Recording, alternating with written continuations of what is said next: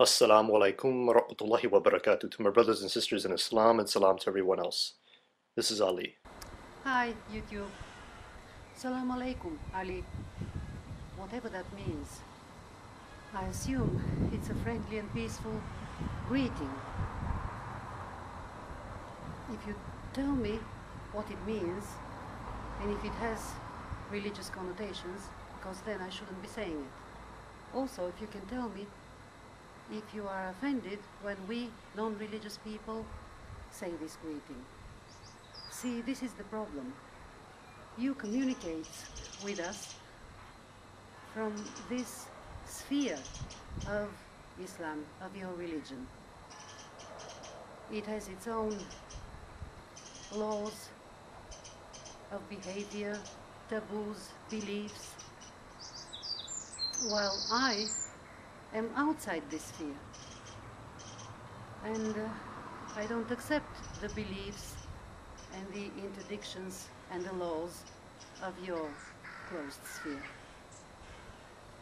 I can show Mohammad in a video or other things because I don't feel forbidden to do that. I think that you Muslims, if you are forbidden to show Muhammad, don't do it. When we do it, you think that we are going to hell. We know we aren't. We don't believe in hell. So the account is squared. Why should you feel offended? I see you are a curious, inquisitive young man. You have tried all major religions apart from Judaism, and you explored even that. The problem is you tried only philosophy. I'm also curious, and I try to find answers about the world and about our place in it. I was brought up without religion. I explored different things, philosophy, religions, astrology, but now thinking back about it, it was probably more of a party trying to attract attention thing. And I discovered science. I have read a lot about many different things, and I haven't seen all your videos, but I managed to watch your spiritual journey. May I introduce my worldview to you? As I said, I have read many things about different topics, about the real world, how things are, why are they as they are.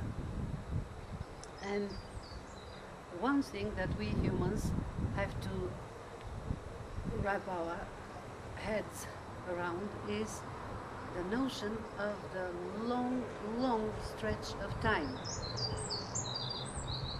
about the forming and developing of the universe, appearance of life, evolution, and the arriving of Homo sapiens. Different scientists, one of them Richard Dawkins, gives an advice: if you stretch your arms like this, from the tip of your finger where the Big Bang occurred due to some singularity, forming of the elementary particles, starting of time, and the appearance of the other spatial dimensions, the appearance of light even, and then due to the gravitation, forming of stars, in the nucleus of the stars, forming of the heavy elements of which you and I and everything around us consists. And then supernovae, explosion of these stars. Somewhere here, the forming of solar systems. Somewhere here, the forming of the Earth, 4.5 a billion years ago. Then, relatively soon after that, 3.5 billion years ago, the starting of life, abiogenesis or panspermia, which is not sperm in a pan, as this was a triumph jokingly says. The etymology of the word comes from Greek, pan, all, and spermia, seed. It's the hypothesis that life seed was brought from outside, from outspace.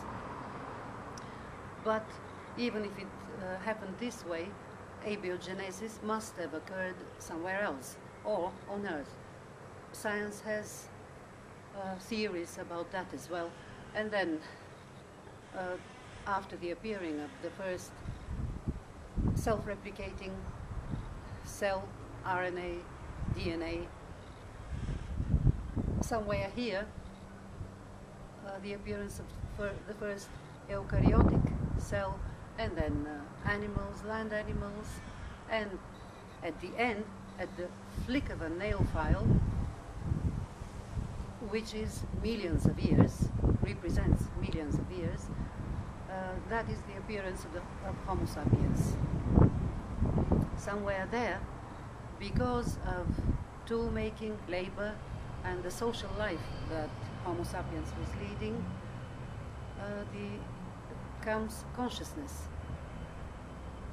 our thoughts, which is reflection of the material world around us, predictions about this world, making pictures, images about what can happen, what may happen. And then what we thought, this is a reflection of the material world, but it was in our heads, it was ideal, it was immaterial, so people thought that it is part of an ideal reality that is immaterial.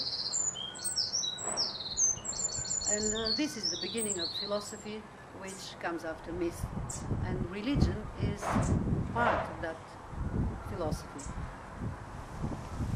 But that's where you stopped. And I continued, as I said, reading science books. So see how short a time that is, and when philosophy appears, and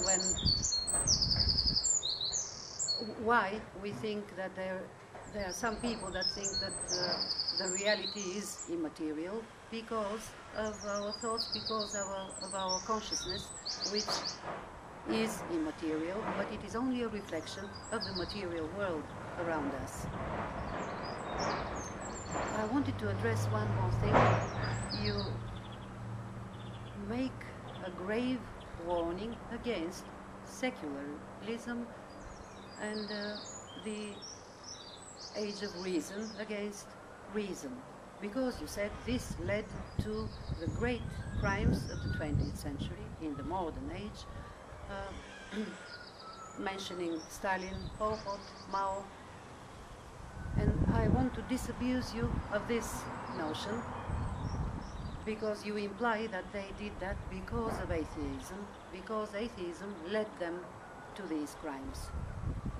That's not true, first, because atheism is not a set of beliefs with its laws or commands or taboos. Atheism is just not accepting your ideas because of all the other knowledge that we consider. And these people, these things that happened in the 20th century, are not due to atheism. They are due to dogmas, which is characteristic of your sphere, combined with developed technology. But science and technology do not cause such crimes and such mass murders. Only when they are combined with dogmas, this happens. So, I applaud you for your curiosity and seeking of truths. I think that you can take one step further, and then you will be able to have a broader perspective at the world.